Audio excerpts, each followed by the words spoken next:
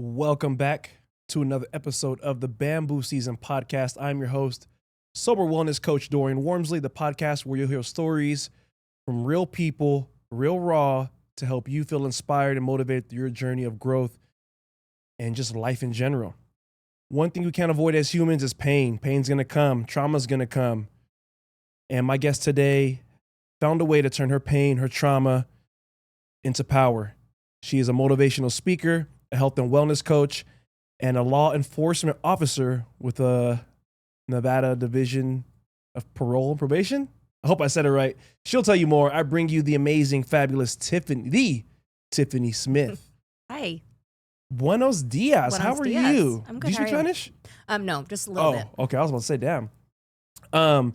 As I was reading your bio and everything, I was like, wow, you embody this exact type of guest I like to have. People who have just, we all have stories, but it seemed like there's so many different phases and layers to your story.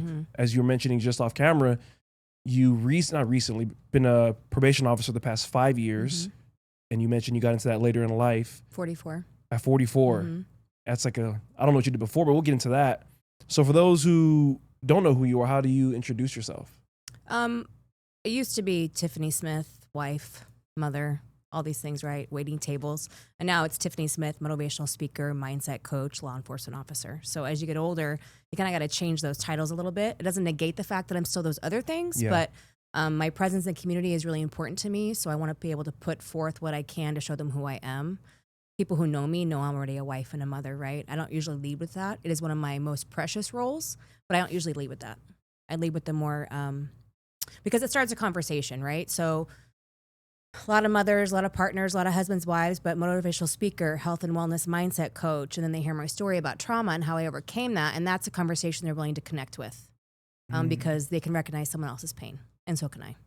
I like that. And that's why sometimes I didn't think about it that way. Because when I have my guests on, that's not the last thing I think about. It's almost, I just don't want to forget it. Right. Because I'm not a parent, but I understand how proud people are to be a parent, how proud they are to have a spouse. So I try to make sure I throw it in there. But I also, like you just said, I agree. Once you hear certain things that they do, motivating speaker, like, oh, okay, what is her story to get into that? Like, tell me more. Yeah, right? exactly. Yeah. Which is what we're getting into. Yeah. So you speak now, PO. What made you decide to get into probation at 44? Well, law enforcement in general has always been in my family. My aunt and my uncle were in law enforcement back in the 80s in the Bay Area where I grew up. And I used to always look up to them so much, the crisp uniform, like the honor of the job. And back then it was a little different than it is now. There wasn't a lot more honor, but it was just seen differently. And so I always wanted to do it. But in my 20s, I was a young married woman, 19. My first husband had my daughter at 23. Okay. So it was more of like there was no support because doing that kind of process, you need a lot of support. Academy life is not for the weak. It's 13-hour days, prepping your clothes, prepping your food, studying constantly. So I didn't feel supported enough to do it young. Plus, I had kind of a guilt trip.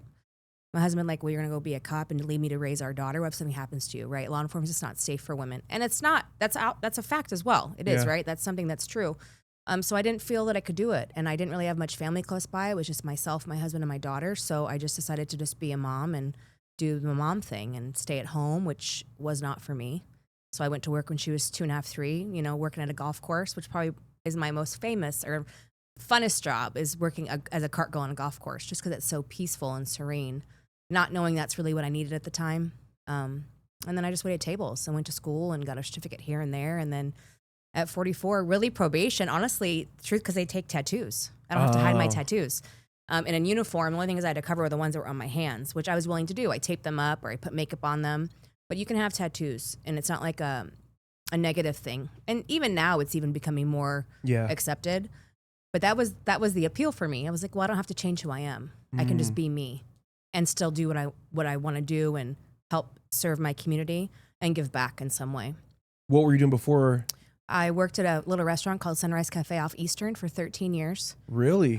Yeah, it was like it's a family-owned restaurant. I knew them way back in the day when me and my first husband owned a pizzeria. They were our like customers, so we've known each other for 30 years. And I worked there mostly because I had 2 kids to raise, and it allowed me the schedule to be home with them after school and not miss dance and not miss football games and just really submerge myself in being the mom role because I didn't really have that much attention when I was young. So I really wanted to be present for my kids. And I sacrificed doing my own thing for them. So you were there 13 years. Then you decided, you know what, it's time to, you have to go to an academy still for PO? Yeah, I went to academy for 7.5 months. Oh, wow. It was very long. Okay, let me ask a question. I don't know the statistics of female probation officers. There's not a lot of us. Not a lot, right? Mm-mm. When you first started, did you feel a sense of like having to prove yourself or show you're not one to be fucked with? Well, I always feel like I'm one to not be fucked with. Let's be honest. Anyone who knows me will tell you the same thing.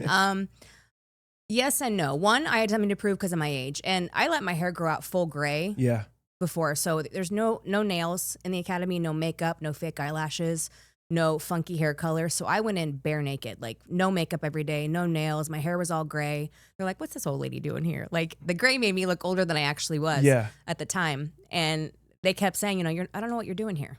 You're not going to make it. And I was like, okay, mental note, like I'll show you. Like I had some choice words in my head. Yeah. And then I did. About week 8, something had clicked and I just powered through. I don't know, I say Holy Spirit. I say starting to believe in myself and gain that confidence that I didn't have for a very long time. And I just pushed through it and I did well. Were you to your knowledge, the oldest one there in your group? There was another gentleman who was, I think, a year older than me or a year younger than me, who were still very close. We're actually going to have a 5-year anniversary party at one of our corporals' houses this weekend. Oh, that's cool. Yeah. Wow. So we try to keep in touch and stay close because it was a really amazing experience for me. And I learned a lot about myself in that 7 months. Like I can do hard things. I've been doing hard things my whole life, but this was different. It was more paramilitary, more structured. And you got yelled at. You're doing push-ups at 110-degree weather on the pavement, like the weather today, like that. Like it really physically pushed me, mentally pushed me, spiritually pushed me, and I almost broke a few times. Really? Yeah, I did. I almost got released for not being physically fit enough. So on my breaks, I would go do push-ups and sit-ups, and I would run laps in 105-degree weather with all my gear on because I really wanted it, and I really wanted to keep a promise to myself that I could finish. With the academy, when you go in, is it like a known thing? Like, okay, you're in it, you're going to parole and probation, or is it just in general, you do it, then you decide? No, you're already decided before you go in. Okay. So the Nevada State Police consists of state troopers, parole and probation. There's some gaming, there's some junior parole and probation, but ours was only troopers or parole and probation. So they kind of gear certain things when you get into the specifics on what your specialty is going to be. But you really learn the grit and the guts of everything when you're in the field, FTO training. Like academy, it's a very sterilized environment, and rightfully so, right? Because you're learning NRS, you're learning all the laws, all the rules. You have to be safe. You're learning scenarios. I mean, I think I died 3 or 4 times in a scenario, like sterilized environment, right? We don't want that in real life, so we have to do what we can to push it to your limits.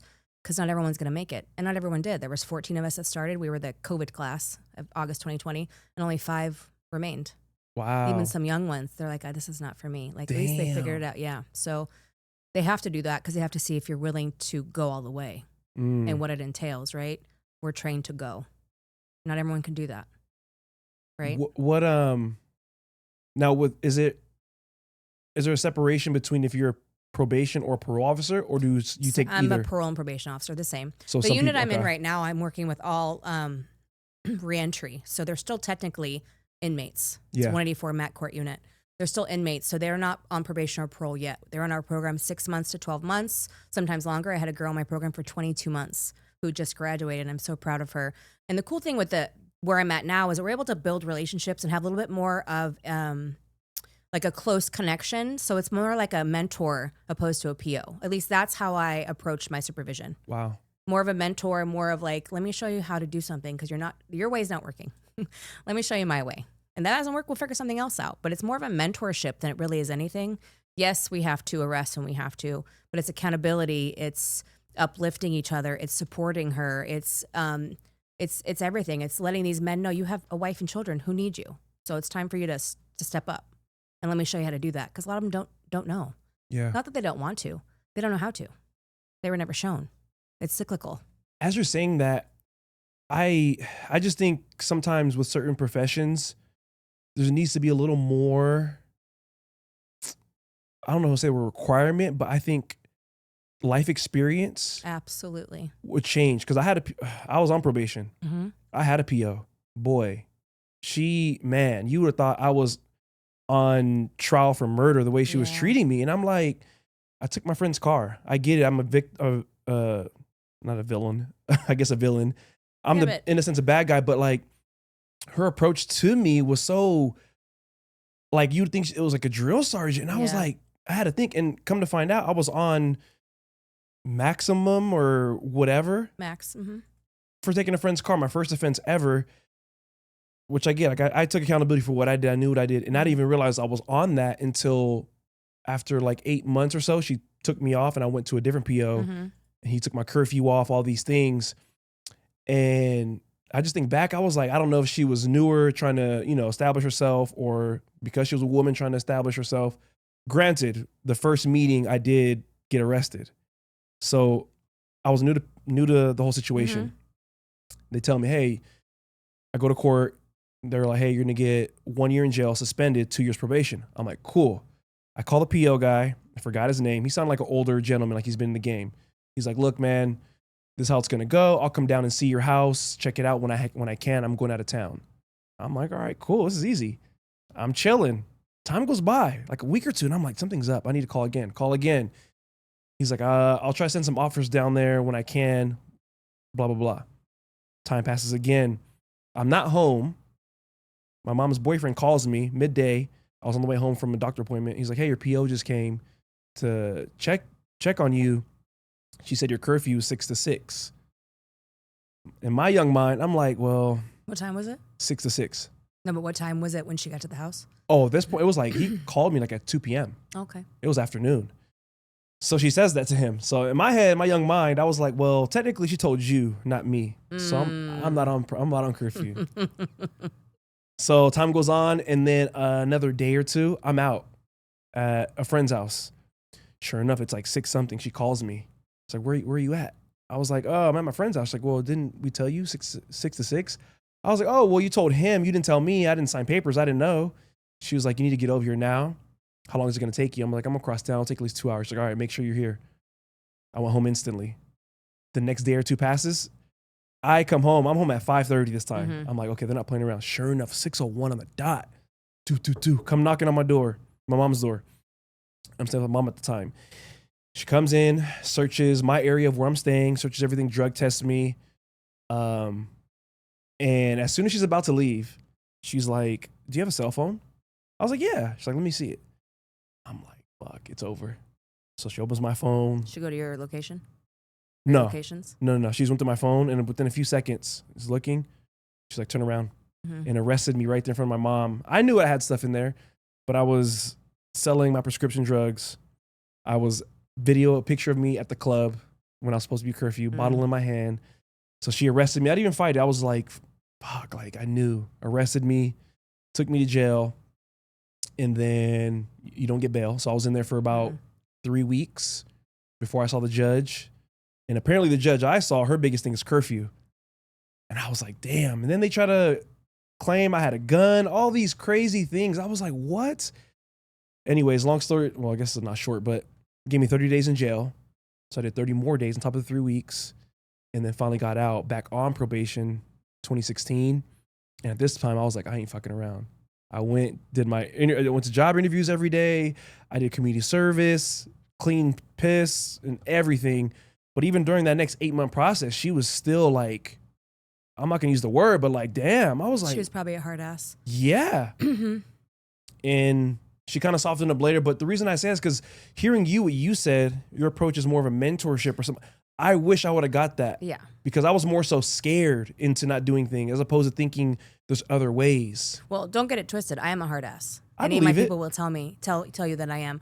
But it's the delivery that really makes a difference, right? And it's how you approach. And I'm a 3 strikes, you're out girl.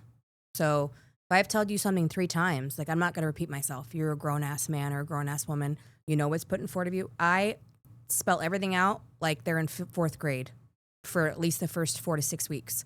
After like week 8, I'm like, I don't want to hear your excuses. I mean, perfect example. I was out of town for the last 6 days and they have to report to my partner. And one guy didn't. He's like, well, I forgot. I go, it's not my problem. It's your problem. Because everyone knew. An email went out. You were informed. I don't care what your excuse is. I become that person now because you're disrespecting me. And then you're disrespecting her and everyone else in the program because they can follow the rules. Why can't you? That doesn't work for me anymore. Ooh. So I can have a delivery and give you chance, but I'm also a hard ass because someone has to be. How did you get here? By having no accountability, no one who gives a shit, and no one who's been tough on you. So if that's the role that I have to be for you right now, that's my role. To get you across the finish line. Because my goal is for them to get on parole probation and then be discharged honorably. That's my goal. My goal is never to arrest them, take them back to prison. Do I have to? Yeah, it's my job. Yeah. But that's not my goal. It's not the intent. It's not why I do this job. I do this job for life change. Because I know how quickly I could have been in that chair based on my life. Like 1 30-second decision. I could have easily done time, been on the streets, homeless, prostitution, drugs, based on my history. So I realize the empathy and grace I have for them, it's there. And that's why they get 3 chances. And that's why I am the way I am. A little bit of a unicorn, because most people don't think of things that way, but it's also they don't have the life experience that backs that up. So I understand what it's like to have parents take care of you or abuse you or hurt you. And then you're supposed to go in life and do life that way based on that conditioning and that emotional language. It's never going to turn out right. It's not that they don't want to do better. They don't know how to do better. So that's my role in their life, to show them how to do better. And not just for themselves, for their community, their wives, their husbands, their families, their children. You want this generation to stop, then stop doing the shit you're doing and show your kids something better, right? They're looking to you. I promise you they watch it all. As young as 2 years old, they hear and they see it all. So if daddy's going out robbing banks, what do you think Junior's going to do at 16? Especially when they think their parents hang the moon. They're going to follow. And it's not their fault. That's what they've been shown. I'm trying to really change that generational curse for better, right? To show that it's just something that you did. It's not who you are. And stop thinking that one of my big things is I don't like to call them offenders. I'm really big on affirmations and we are what we say we are and we are what we think we are. So if we keep calling them offenders, they have that offender mindset. You're not inside anymore. Stop acting like it, right? And you're a client. So I approach it as their clients because that way they see themselves in a more positive light. They gain a little bit of confidence. And then I show them things are possible. And then they're able to take steps on their own. That's my approach. It's not for everybody, and that's okay. But it works. I have very little recidivism. So the proof is in the pudding. Go look at my stats. Anybody wants to say, well, you shouldn't be doing that. Okay, go look at my stats. I've arrested 5 people in 5 years, maybe 6. And that's because I did everything I could for them not to be arrested. At the end of the day, it's they have to want it more than I do. Yeah. As you're saying this now, I'm reflecting. I think I'm grateful she was the way she was. Yeah. Because I really, all these years, and I'm just now like, it's been 9 years. Isn't accountability fantastic? It's been 9 years, yeah. and I'm just thinking on it because the way I am now, my personality and everything, that's what I needed. Yeah. Because I'll tell you this. That's what most people need, consistency like that. Because from January 2016 until I got off with her, mid 2017, like a year and a half, I was with her. I was in the house 6 p.m. to 6 p.m. I would wake up at 5 in the morning, shower. I would leave the house at 6 a.m. on the dot, go to the gym, go to the library, go to job interviews, go to community service. I was reading books. But you're also in a routine that was consistent. Yes, it and was the hard crazy. thing about PNP too is that people do change parole and probation officers quite often. Yeah. It's the only thing I don't like about the system because the reason why my people thrive is because they have me for such a long period of time. Yeah. It's consistent, right? They know what to expect. They know what I expect. They know what I expect from them. They know what they need to do for themselves. There's consistency. There's a program. And working with the courts and our team, we have the most amazing team in the court program. It's all a big totality of circumstance. So all that stuff for 6 to 18 months is consistency. Even adults, we crave and we need it. Yeah. To be successful. It made me like a machine. I was like, boom, boom, boom, boom, boom. When I thought back on it, sometimes it sounds crazy. Even when I went to jail, I'm like, man, sometimes it would be not good to go back, but you're forced into certain things because of outside circumstances. With freedom and all these things that can distract you, you can get willy-nilly. And it wasn't until I got off probation with her, she's put me to somebody else. He took my curfew off. You only check in once every other month. Yeah. Oh. It changes. So it's low, medium, and max, and there's intensive. Mine are all intensive because they're still inmates. But like when you get to medium, it's once every other month, and LRS is 3 to 6 months. To me, I'm not a fan of that Only because when they come from a consistent grouping of 6 months to 18 months, working the same program, doing the same things, and then they go to someone that sees them once a 6 months, that's where the damage is going to happen again. Because again, it's a mindset. If you don't stay consistent with routine and schedule and accountability, you're going to slip right back to where you used to be. I mean, you can say that with everything, working out, drinking, drugs, with everything. If you don't submerge yourself in the community of a people that you want to be, you're going to go back to that person that you were. Period. Yeah, right when she gave me him and that curfew was gone, I was done. Oh, yeah. I left my mom's Buck house. Buck wild. Staying with my friend. I went to Coachella. Yeah. I was out drinking, Oh, my gosh. partying. You crossed state lines? Yeah. Stop it. Don't tell me that. I did it all. I hope they can't come get me back. No, they can't. It's been 8 years. They Come can't. on. They can't. And yeah, I remember because there was no curfew, no nothing. Yeah. I'm like, oh, I don't have to be here. Nobody But check see, in. you proved my point. And exactly, it's crazy you say that because I literally went crazy. I was like back to drinking. I was in and out of California. Didn't care about checking in. I would go pay my payment once every other month, turn in my community service. So you're right. That's definitely There's a few that have graduated our program that fallen off, and I find out, and the POs are specials kind of me. Oh, he's in jail, and I take it so personal. Yeah. Because I don't want to say I take my work home with me. I don't, but I have formed really close relationships with these people that really look to me for advice and guidance and mentorship and compassion and grace. And then when they're not with me, and I make it a point to say, okay, just because you're off paper or you're switching POs, I'm still a resource. So if you feel like yourself slipping, let me know, right? And one thing about alcohol and drugs, when they use, that's not when it starts. It starts months prior, right? They think about it first, and they go weeks without using, and then they use, right? So when that starts to happen, I need you to pick up the phone and call me. That's okay. And I make sure that I tell everyone that I discharge. That is okay to do that. No one's going to get upset that you're calling your old PO because I know more about you than they do, especially between 6 and 18-month period in the program. I know your family. I know your kids. I know your work. I know everything about you. Everything. And that's one of the benefits of working in that unit because they're inmates, so I have to know all that information. I mean, I know it all. They have to be an open book. And they learn to trust me. And then I have to show them how to trust themselves. And that's key.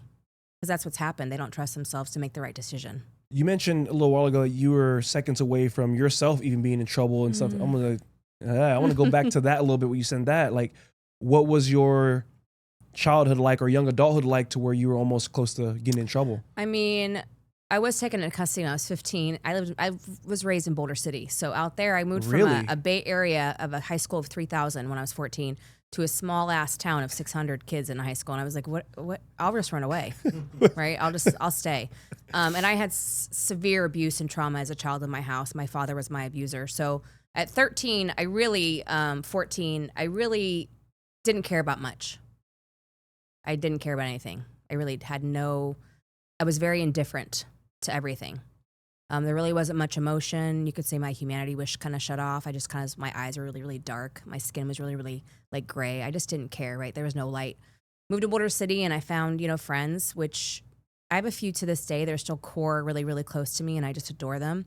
But I was so broken and after doing a few podcasts and them hearing my story, they're like, why didn't you ever say anything? I said, I didn't trust anybody. Like there was just walls. I could trust no one. I was hurt so badly. So I just partied and did drugs and drank, went out to desert parties. And one time we got busted and they walked us back to town because God bless Boulder City cops. They got nothing else to do. And, my mom got called. I was like, shit, I'm puffed. I'm screwed. Right. And we're sitting in a cell. There's like 20 of us. I was like 15. Yeah. 20 of us. I mean, it's Boulder City. What are they going to do? They're just going to call off our parents, right? They're not doing anything crazy.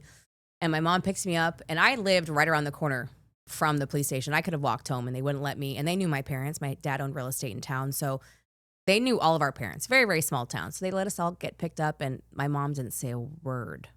And I was like, oh shit, this is going to suck. So I went home and the very next day, everything was taken away. I had a mattress, one change of clothes, a pack of cigarettes, a lighter, and a toothbrush. That's all I had in my room for the summer. 3 months. Summer into my junior year. Yeah, because I smoked. Oh, they let you smoke cigarettes? Yeah. Or weed? Or what? Cigarettes. I smoked weed, experimented a little bit with drugs, but the biggest thing for me is I had my control taken away from me at such a young age. I was abused from 2 to 13. So I would never do any of the crazy stuff because I wanted to maintain control at all times. I never got too drunk. I never got too high. I never did anything that was serious hardcore drugs besides marijuana because I didn't want to lose control. That's a trauma response. So I think back now about how different, how much more I would have enjoyed to be a high school kid in a small town if that trauma had never occurred. And then I got married at 19, engaged at 18, married at 19. And I was lucky that I didn't make worse decisions that I could have made. I could have ran away and been vulnerable to someone in the streets of Vegas at 15, like so many young girls are. I could have, suicide could have been something that actually was successful. It wasn't, thank God. So many things could have happened, right? And so I look at the totality now as a 49-year-old woman, like, wow, I've really been through some shit, because it feels like a lifetime ago. And the biggest question I'm asked is, well, how did you get here? And I said, I just chose to not be reduced by it.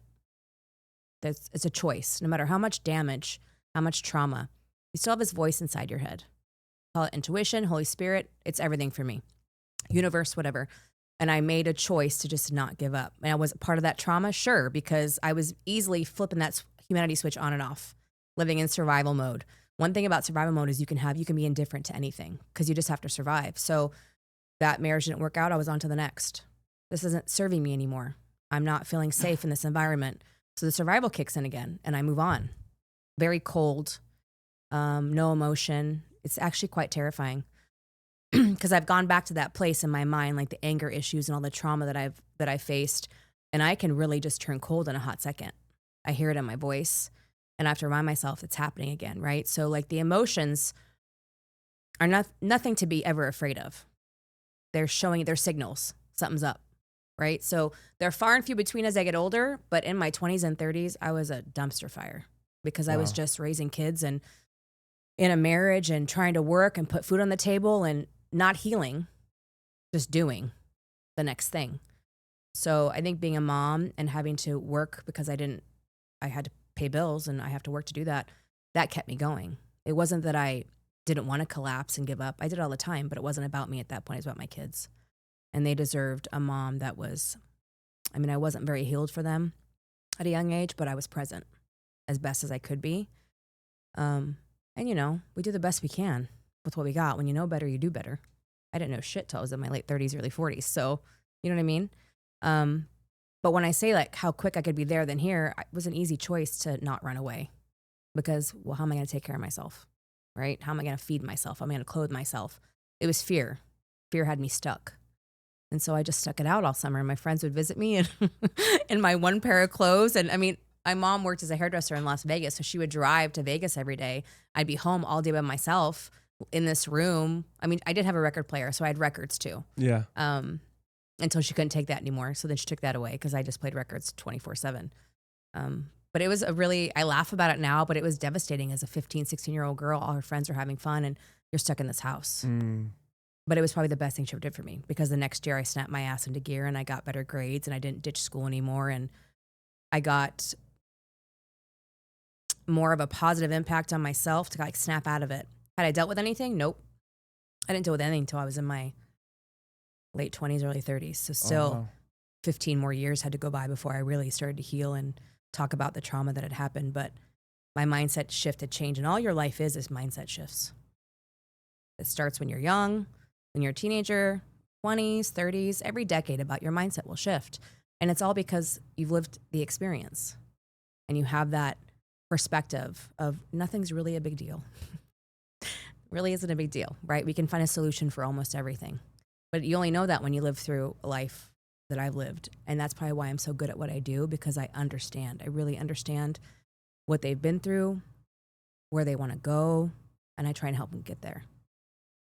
So it makes me more of an open mind to like their process. Did I rob banks and steal cars? No, I didn't do any of that because I didn't have to. I still had people, I had a job in high school. My parents still somewhat provided for me. I didn't have to. If I was forced to, yeah, I would have. That's where my mindset was. You do what you have to do to survive. That's it. I just was never forced there. You mentioned, as you were talking, you said you were abused from 2 to 13. 2 to 13. It's almost 10 years. Is that 10 years? 11 years. Do you mind touching on that a little bit? Yeah, so physically and sexually abused with my father. Oh, wow. When I was 13, I went into my kitchen and I grabbed a butcher knife and I took it to bed with me and I put it to his throat. And when people hear that, like your face right now, I did a podcast and that was the first time I actually said it out loud on her podcast. So I'm okay to share it on their podcast. It's like out there, can't take it back. I'd become a little savage because at that point, it didn't matter what happened. He's hurt, I'm hurt, we're both hurt. I didn't care about the consequences. I just cared about the pain stopping. And then he pretty much just walked out and never really talked to me again. Never gave me any money, never gave me any guidance, he just was there in the house as my mom's husband. Did he ever apologize? Have you guys ever talked about it? No, but when I was 22, he'd called my mom. They were divorced, and he admitted to it. And she called me hysterical, and I lied to her on the phone because I wasn't ready to talk about it. I can't over the phone. Like, I'm not having this conversation with you. And I hadn't even dealt with it yet. Like, yeah. I don't block, there's no memories that are blocked out, but I hadn't dealt with it yet. I just kind of put it on the shelf because I had to keep surviving, right? And then when I was 36, I actually told her, she was, I called you. I'm like, I know. I wasn't ready to deal with it. No one can tell you when you're ready to deal with your trauma. That's a decision you have to make on your own. So, yeah, it just was now it's just a thing that happened. Did it shape all my decisions? Absolutely. It shaped how I saw life, how I saw people, how I saw men, how I saw boys. I mean, I was a virgin until I married my husband because what you should enjoy as someone what you love, that intimate connection wasn't enjoyable experience for me. It was pain and hurt. So I didn't want to do it ever. Why would I want to do that? Right. So my mind was shaped, and it's a really sad thing that was taken away from me. And I don't think I'll ever really get over that. So from 2 to 13, if you, what was there a point or a moment where you kind of realized this is wrong? Yeah, because when you're little, you look up to your dad and you think, well, he loves me so much, right? That's not true. Because I don't think my sisters were being hurt. So, and I made sure they were always together so they won't get hurt. Like, I'd put myself in situations when I got about 8 or 9, how my instincts would kick in is still probably the most amazing thing that I realized at a young age, that we're very much pack animals, right? We don't want people to get hurt, so we'll push them over here so that you take the brunt of the pain. A very mother instinct role. So I don't think they ever experienced anything. They both tell me they didn't. I choose to believe them. But like 8 or 9, I realized this is not probably what's supposed to happen. But I'm so little. I mean, at 9 years old, I was like 70 pounds soaking wet. So, and my dad wasn't a big guy. I mean, he was like 5'7", 5'8", but he scared me because he was really, really verbally abusive to my mom. And he had a really, really dark side. And then finding out later, he was traumatized, right? So it's like I said, cyclical, generational. It just keeps happening. It's a learned behavior. It's not something just someone wakes up to do one day. It's not how it works. Did that help me forgive in my heart? Of course. But I remember the last time I saw my dad, we drove out to St. George. He lived by himself. Hardly no money, no friends. Like, when I say karma is a real thing. No money, no friends, no relationship with my mom. Talked to my sisters, didn't really talk to me very much. And my son was about a year old, so 19 years ago. Yeah, because he died on my 30th birthday weekend. And I drove there to get gas, and he was in the front seat with me, and my son and my sister were in the back. She went to pay for gas, and I'm counting money. And he never gave me $1, never a dime. I had a job since I was 13 to pay for my clothes. Like, it wasn't the normal parents take care of you and pay for your clothing type of situation. I paid for my own stuff, which is the only thing he ever gave me was work ethic. He goes, you want it? Go work for it. And so I did, and I have since I was 13. That's the only thing I can say he gave me that I think is a compliment to me as a human. He's watching me count money, and I look over, I go, Dad, do you want money? And which was a really weird thing for me to say back then, but also I still wasn't fully healed. I was 28, 29 when my son was born, right before, it was probably 6 months before he died. And so I gave him a 20, put in his pocket. Well, 7 months later, he'd passed away. We went down to the apartment to clean his stuff out, and he had that 20 in a book with my picture. Wow. So he never spent the 20. It was something that I gave him. And that was a really pivotal moment for me when it came to forgiveness. But when he died, I didn't shed a tear, and I haven't since, because I was very separated and dissociated from him as a person. But I also am a very empathetic, compassionate, and loving and genuine person, so I still gave him $20. Like, there's so many stories in my life. I mean, with my first husband, we're going through divorce court and custody battle. He didn't have a ride to court. I went and picked him up. Like, who does that? Like, honestly, who does that? A good Samaritan. I do, because that's my heart, right? Yeah. So one thing about me is that no matter what's done to me, I don't do to you. I just don't feel like it's right. Where does that come from? I don't know. I don't know, because I wasn't shown that. I think it's just part of my soul. The kindness, the extended grace that he did not deserve, but I gave him and give him anyways. And at the end of the day, I have come out the victor. So it's just something that happened. And yes, it shaped most of my life. And the decisions I made and the truths I believed and the lies that I told. But however I had to get there is how I got there. Yeah. I don't have any regrets. You said you didn't forget, or you said you didn't tell your mother until 36. 36. And I actually told my stepdad first. My stepdad is really? Like from the heavens. Wow. He had 3 daughters, my mom's, us, and then Real his quick, daughter. hold on. Yeah. When it went down and was happening, you didn't even tell your mom or saying to anybody. No. So nobody knew, but you nobody and your dad. knew. But I can tell you right now, as an adult, there were signs. I would act out. I was very aggressive. I was a bully. I would chase my sisters around the house. It was all a cry for help. I was in trouble a lot. I got beat by the belt a lot. But I was, fuck you. Yeah. Like, I literally, as young as 9 and 10, I did not care. I did not respect any authority in my life because authority hurt me. Yeah. Why would I respect you? The only person I respected was my Aunt Linda, who I'm still very close with today, who was the officer in California, because she was always like my biggest protector. And yet, as an adult, I wondered, did anyone see signs? I see them all the time, but I'm very hypervigilant. Mostly because of my trauma and also because of what I do for a living. Yeah. I'm trained to be hypervigilant. So I see things all the time. And my husband's always, that's just a dad and a daughter having dinner. I'm like, my radar goes off, and that's I'm sensitive to that, and that's a trigger, and I'm aware of it. I'm so aware of it. It's exhausting. So I just try to relax a little bit, because not all dads hurt their kids, not all men hit, not all dads abuse their children. So I have to have that mentality. But it's difficult because I'm constantly triggered, especially in the job that I do, which it's not lost on me that I chose this job. There's actually a high risk of trauma survivors who take law enforcement as a career. I wonder why that is, They're just used to hypervigilance. Like, we are able to be very low stress in high stressful situations, but then the smallest thing can happen and we flip out. It's like the reverse of what could happen.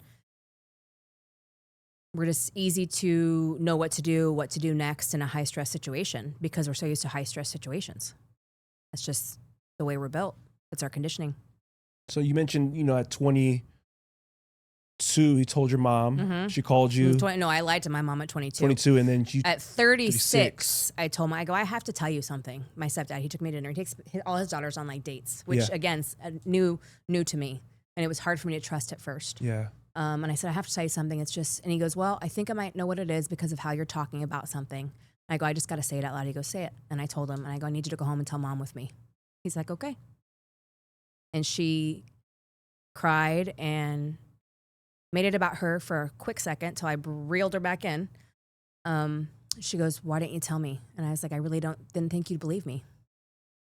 And I think now, if I would have said something, she probably would have left him.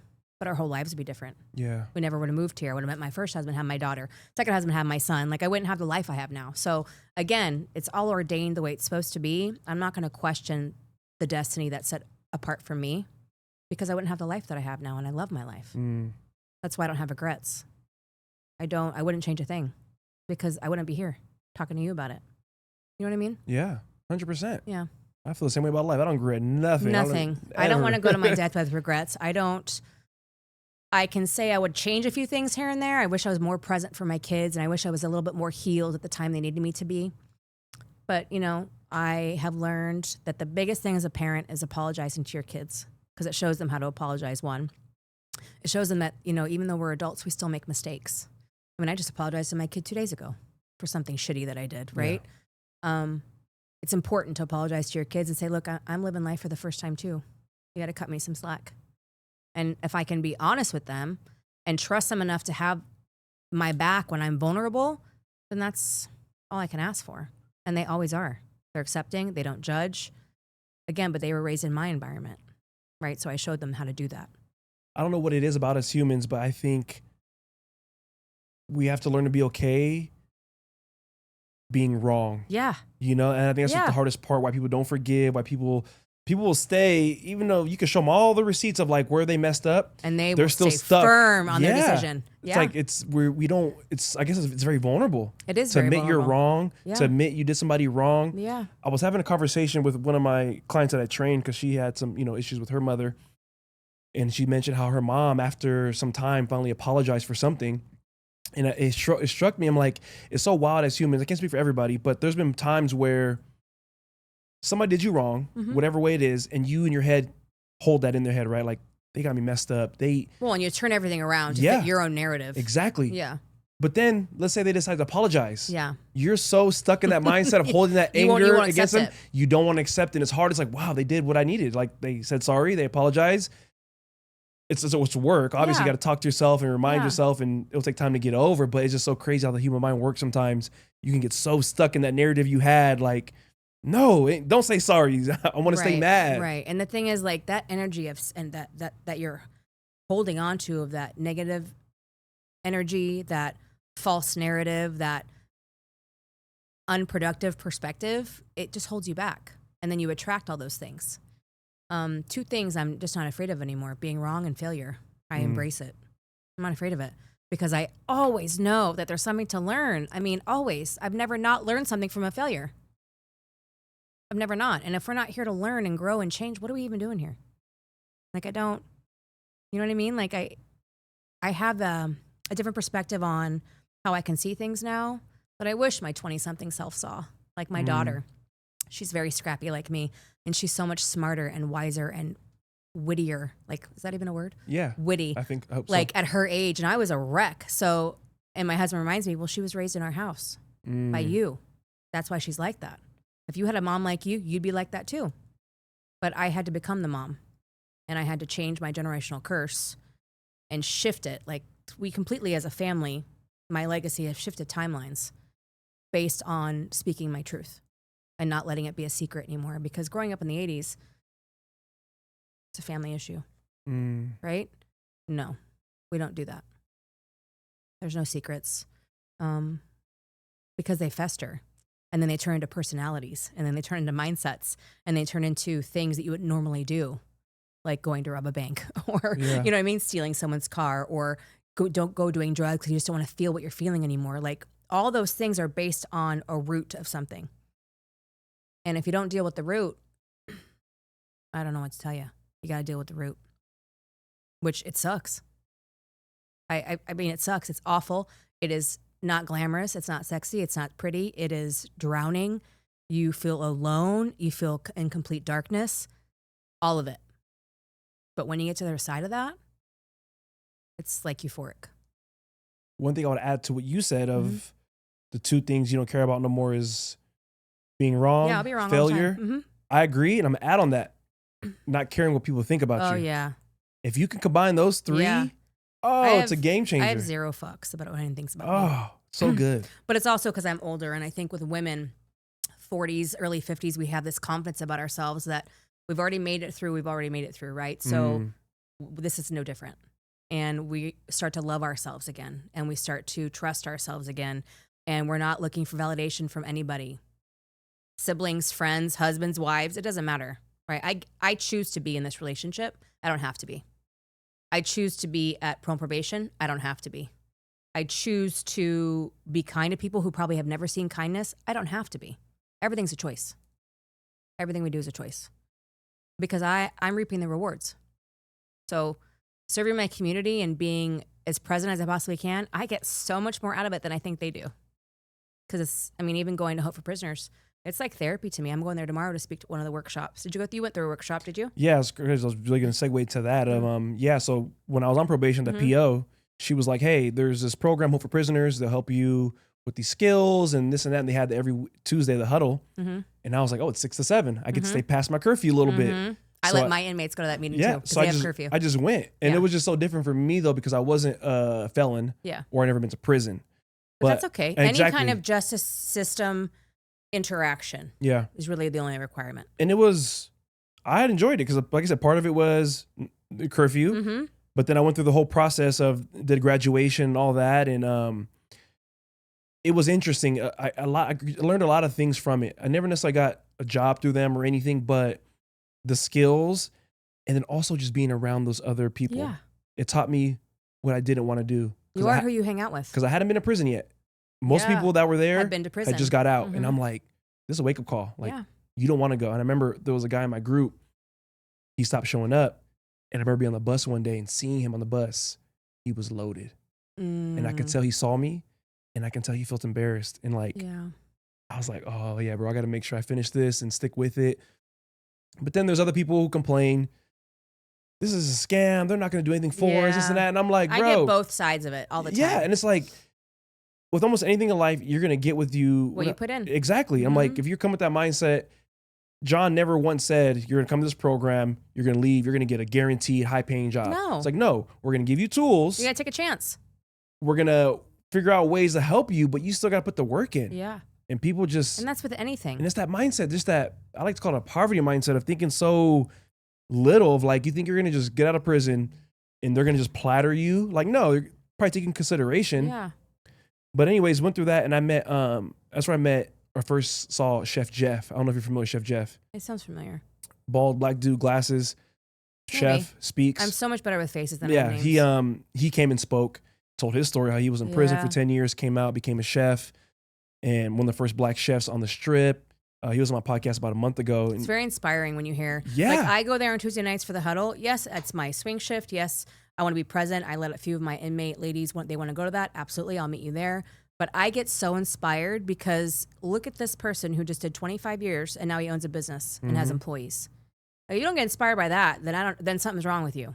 Like, that's why I let them go to that, Pastor, because they have a curfew at 6 too. Because it's so inspiring. And so I mean, this November will be 4 years I've been speaking at the workshops, twice a month, every month.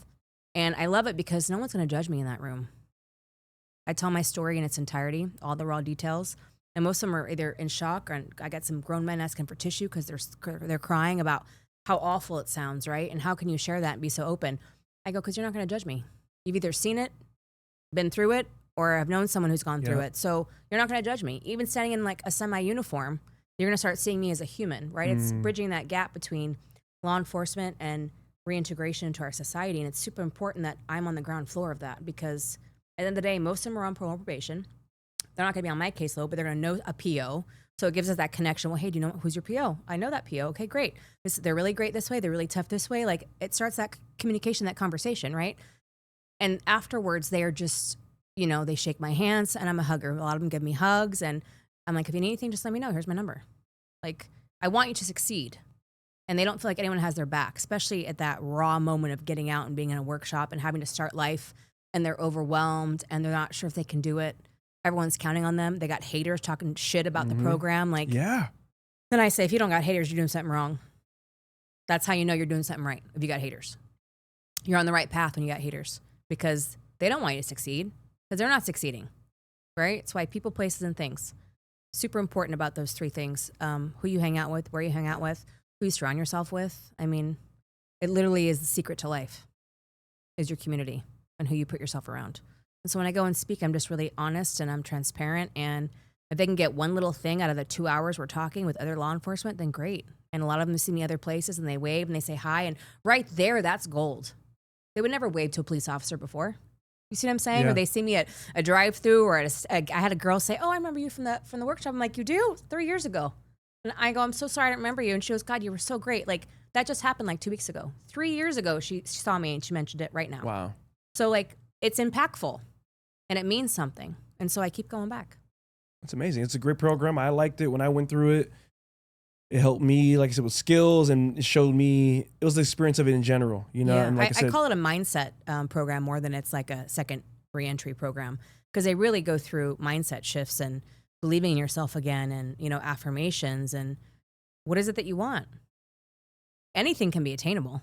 You just got to put the work in. Yeah, I need to go back and sometime soon. It's been a while. That was 2016. Have they ever had you back to be a speaker? No, I've asked and DM'd them to come and speak. So I was like, I've been there, graduated X amount of years. I talk about sobriety Have you now. ever been on the huddle? No. You should go. You should be a guest speaker on the huddle. Yeah, I'm trying. Yeah, That's what I asked them about. Because I'm going to have a gentleman on. His name is Ollie. Mm-hmm. I don't know if you're familiar with him. He's works with him, I believe. He's a speaker. He's going to come on in a few weeks. Okay. Rob Bangart Oh, you know, yeah, Rob. we're really close, actually. He came which is really on. funny. He was my first guest, and him, Jeff Iverson. I've had a few of them on my podcast. They're amazing. We know each other personally and professionally. Like, our lives intermingle. Oh, really? Yeah, and he's just such a special person. Like, what he does, and I mean, Christina Vela, who's been on this show. She was on it, She's yeah? my best friend. Oh, wow, really? And yeah, so that's how you, okay, that's how you, yeah, that's how all of our little lives are. I mean, the city's so small, right? The synchronicity is incredible. And that's how, like, all of our connections become personal and then professional, which I think adds some magic to when it comes to community work because it's genuine. Like, if Robert were to call me right now, okay. Like, I'm not working today, okay. Like, I'd be there for him, right? If Christine asked me, I'd be there for her. It's about our community and making it better. And we get so much in return. Like you said, people you're around, the environments you're in. Mm-hmm. As you see, when you're around certain people, you get connected through others. Like, just by meeting Rob, I met Christine at an event, but I met everybody so separately. But it's synchronized still. It wasn't until I had a conversation. I'm like, wait, what? You know so-and-so too? You know, wow. And it's all people in the community doing things for others. And I think that's the biggest thing I learned with my life as I survived everything I've gone through is how can I be a service of others? Same. And it's not always monetary. It's rarely monetary, honestly. Rarely. I don't work for the state for the millions of dollars I'm making. Okay. I do it because I love the work and I'm really good at it. And it's my spiritual gift. It's connecting with people. Yeah. When I talk, they want to hear what I have to say. That's a gift. It's not for me. It doesn't come from me. It comes from, upstairs. And so I have to lean into that. I shied away from it for such a long period of time. And I hear him say, what are you doing? I mean, I was at Hope at the old building. On Pecos. One of the old officers doesn't work there anymore. He's like, hey, come to Hope with me. And I was like, what is it? This is 2021, so 4 years ago. And I'm sitting there listening to everyone speak. And then I hear God say to me, get up. And I was like, no. Like, completely disobeyed. He's like, I'm going to tell you one more time. Get up. It's time. And that's the first time I ever told my story in its uncertainty ever to a room full of strangers.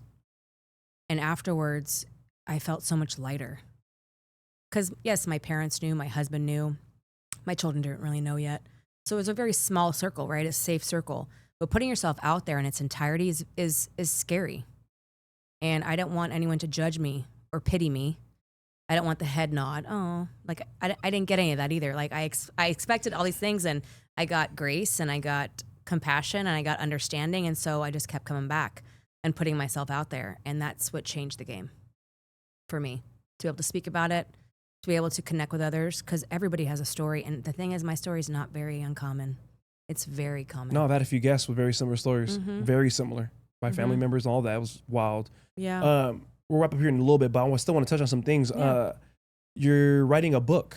I'm currently trying to write my book, yes. Trying or doing? I'm doing. There we go. I'm just not doing in the timely manner I would like to, but that's my own fault.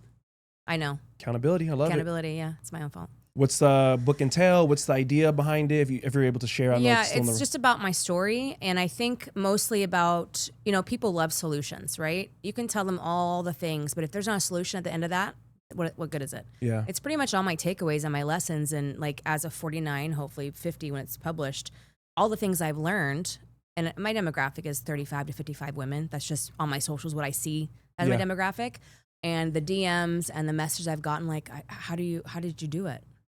That's the question they ask me. Well, how did you get there? Well, how'd you do it? How did you not give up? It's the same question over and over and over again. So it's a book about how I didn't give up, like my tenacity and my grit, and just knowing this was not going to be my story. I had to change it. So it's pretty much my upbringing, all the details. It'd be about my marriages, my husband who's an adult living in long-term recovery, and that navigating that as a young married broken people, right? Which is not easy to do, and still stayed married after 22 years. Yeah. Which is, magic in itself, because you don't even hear that very much anymore. People just are so easy to give up on each other. And then just my takeaways, and then my history in law enforcement and what I've learned and what I've shared. And ultimately the book is about one thing, and it's about love. Loving yourself, loving your community, loving others, because that's all we're really asked to do. I can share all the details, but if it doesn't come back to love, I don't know what else to tell you, because that's what it's about for me. I'm excited. Yeah. You have a date in mind or time frame? I mean, it's no. I probably need a rewrite. It's pretty much just jumble right now and putting it together. But I got to find an editor, and I want someone that I can trust to be able to not change the story because my girlfriend says when I read this, I hear your voice. Yeah. And I don't want that to change. People who know me, who open my book, I want them to hear my voice when they read those words on the paper. It's very important to me. And I don't want that to change. And so I think I've really put off getting an editor because I think that's what they do. They change it to make it more lyrical. I don't want that. If I throw up on a book, I want it to look like that. It needs to be my guts. Do you know Jamie? Yeah. Okay, because she published her book. Her book, yeah. I don't know if y'all could connect. I'll probably talk to her because I've been meaning to reach out to her. It's like, what was the process? I have a few girlfriends who've self-published, which I probably will self-publish because, not that I'm not afraid of rejection, because I'm not. Like, a no is whatever. But I think I just want it to be out when I want it to be out. I want to control the narrative. 100%. David Goggins did his first. I want to control the narrative. And I have a really, really good mentor of mine who he told me, he's like, Tiffany, I've written 8 books. The first one published with a publishing company didn't go anywhere. All 7 that I self-published, I can't keep up. So I said, okay, self-publish it is. Well, I'm excited to hear it. I definitely want to write a book myself also. So once you do it, everybody's got one book in them. You can give me the tools and the recipe. As we finish up here, I would like to ask you a question. Is there a quote you live by? What is it and why? By Maya Angelou. Okay. It could have changed me, but I won't be reduced by it. And no matter what we go through, why that means so much to me. I mean, she's got so many that I love, but that's the big one, is that my life's definitely changed through my 49 years here on earth. And I've been through some really traumatic things that could have literally taken me out. But I made a choice to not be reduced by it. And I make that choice every single day to just tell myself, girl, get up. There's no other answer for me. That's it. You need to get up. I love that. Yeah. Thank you so much, Tiffany, being open, sharing your story. I know it's going to touch people. Like you said, you're not the only one. It's not the first time we've heard it, but somebody needs to hear it from your mouth, hear your story to help them feel and believe things can get better if they choose to. They can always get better.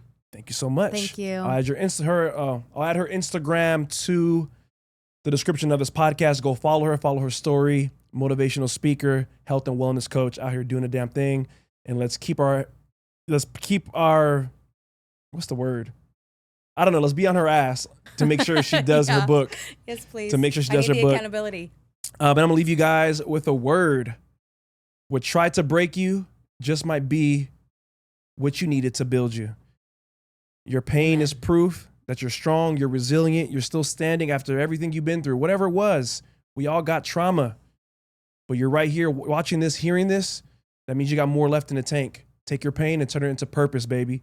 2 words. Keep growing.